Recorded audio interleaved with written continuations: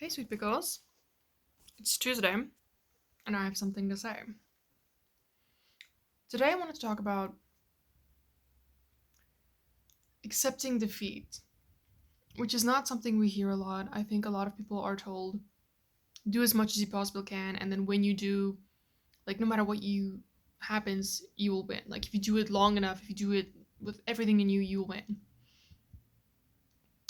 But I've also realized that simply using brute force to achieve a goal is not always, not only not sustainable, but it's really gonna eat you alive, and you might not even reach this goal. So the art of accepting defeat has become very challenging, and failure is very looked down upon. It's very shameful to admit that something was a mistake, to admit that it was wrong, and that you didn't do it right and that you failed. It's so strange to me that such a human thing has gotten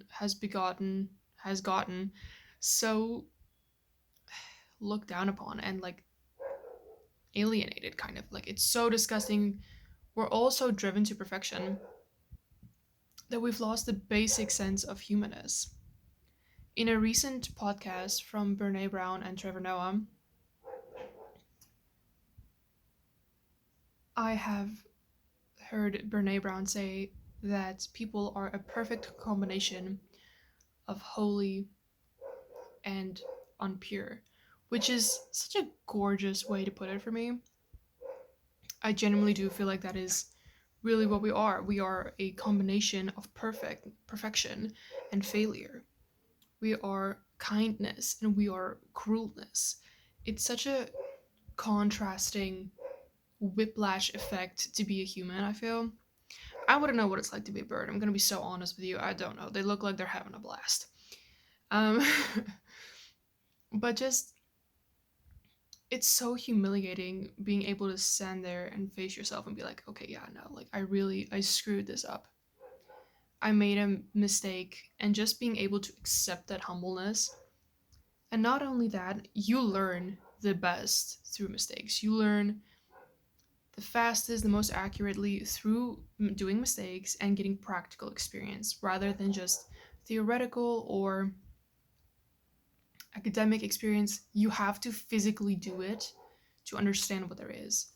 There's also kind of, I've seen a little bit of my For You page that a lot of people are motivating other people to make their own things so you can understand the craftsmanship it takes to make everyday things. And it's true. It's a lot of work to get basic stuff.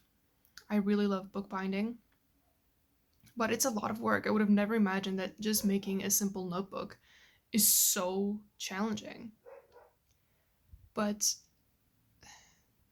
there gets a point where you just kind of feel like you're drowning, you're falling behind, and you're melting away. And I think it's been a curse of hustle culture that we have just decided to like keep pushing through and like, oh, if you feel like this way, you're a bad person or you're being too easily touched, too sensitive, you know? But when in reality, you are really just, you bit off more than you can chew and you're choking. And not being able to spit it out and trying to force it down, keep choking, you end up in a hospital or you end up in a psych ward, and you really hurt yourself so much more than just taking the hit to your ego and admitting that this was just, you were too ambitious of this, and you can still do all of this, but you need to do it in a more planned out, structured way. With productivity culture, we have all been encouraged to do just so much more and more every time, when in reality, you need to have space to be bored, to have nothing to do, or to just lay around the house. I feel like this is so extremely essential. Essential.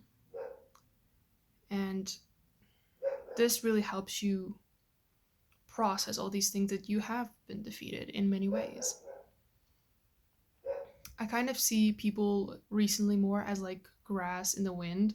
Like sometimes you're really doing really well and sometimes you're a blow down but you just bounce back up.